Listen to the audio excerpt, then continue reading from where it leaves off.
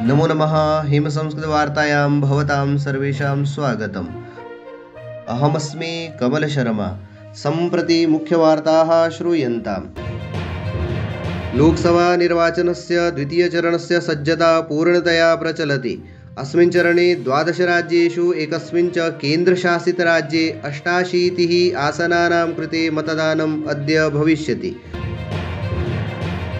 केन्द्रीय सूचना प्रसारण सचिवः संजय जाजुः तथा भारतस्य दूरसञ्चार नियामक प्राधिकरणस्य अध्यक्षः अनिल कुमार लाहोटी इत्यनेन मुम्बईनगरे एशिया वीडियो उद्योग संघस्य फ्यूचर ऑफ वीडियो इंडिया सम्मेलनस्य उद्घाटनं कृतम्।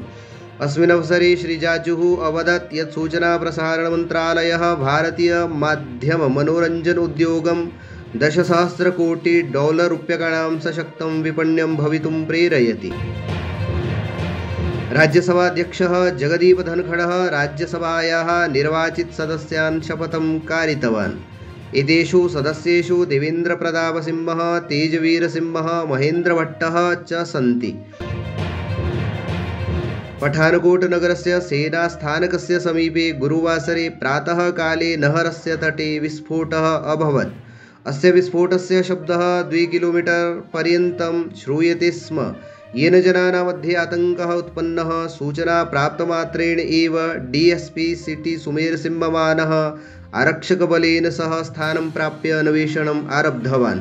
आरक्षकैः अपि तस्मात् स्थानात् कस्यापि वस्तुनः केचन खण्डाः प्राप्ताः। हिमाचले NHI अर्थात भारतीय राष्ट्रीय राजमार्ग प्राधिकरणस्य 2 अधिकारिणौ आपत्काले उत्तमसेवानां कृते राज्यपालेन सम्मानितौ। एतेषु अधिकारिषु NHI क्षेत्रीय अधिकारी अब्दुल वासितः, कीरतपुर मनाली राजमार्गस्य परियोजनायाः परियोजनानिदेशकः वरुणचारी च अस्ति।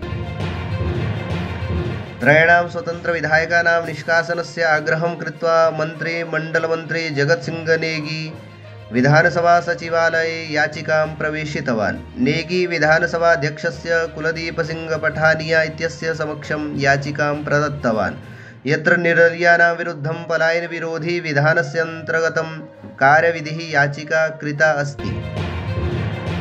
इति वार्ताः। अधिकविस्ताराय अस्माकम् अन्तर्जालपुटसङ्केतं himsanskrit.com इति पश्यन्तु। धन्यवादः। जयतु संस्कृतं, जयतु भारतम्।